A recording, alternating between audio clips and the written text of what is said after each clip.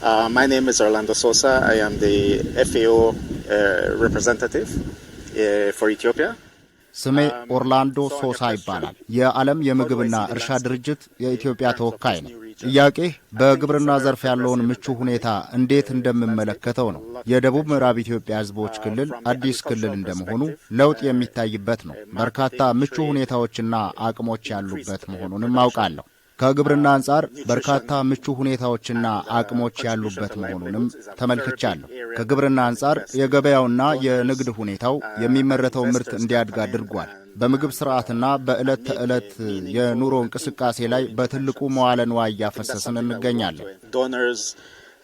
and investors can come in and make meaningful and impactful interventions.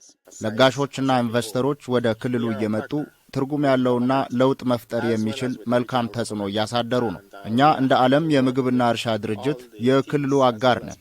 ከክልሉ መንግስትና ከአካባቢው ግብረሰናይ ድርጅቶች ጋር በመስራታችን ደስተኞች ነን። የክልሉ መንግስት ቅድሚያ በሚሰጣቸው ጉዳዮች ላይ በትብብር እንሰራለን።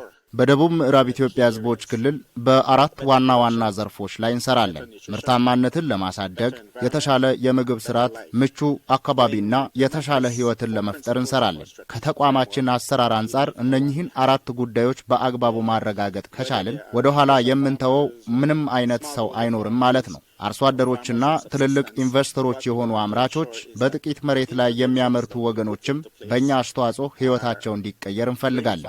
እናም እኛ የምናስበው ክልሉን በእነኚህ ጉዳዮች ላይ ማገዝ እንደምንችል ነው። Identify the issues, articulate them well, facilitate intervention, investment, bring partners together. የክልሉ መንግስት የማመቻቸት ስራዎችን መስራት ይጠበቅበታል። እገዛ የሚያስፈልጋቸውን ዘርፎች መለየት፣ ዘርፎቹን ግልጽ አድርጎ ማቅረብ፣ በእነኚህ ጉዳዮች ላይ መዋዕለ ንዋይ ሊያፈሱ ለሚችሉ አካላት ምቹ ሁኔታ መፍጠር የክልሉ መንግስት ሊሰራበት የሚገባቸው ጉዳዮች ናቸው።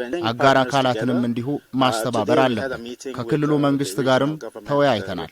በክልሉ ከሚንቀሳቀሱ አጋር አካላትና ከተባበሩት መንግስታት ተቋማት ጋር በአንድነት ተነጋግረናል። ከውይይቱ በኋላ የገባኝ የክልሉ መንግስት ለተቋማቱ ምቹ ሁኔታ እየፈጠረ መሆኑን ነው። ይህ የክልሉን ፍላጎት እንድንገነዘብ አስችሎናል። እኛ የመንግስታቱ ድርጅት ተወካዮችና በተለይም በተናጠል እንደ ዓለም የምግብና የእርሻ ድርጅት የክልሉን የግብርና ዘርፍ ለማሳደግ ከሁሉም አካላት ጋር በትብብር እንሰራለን።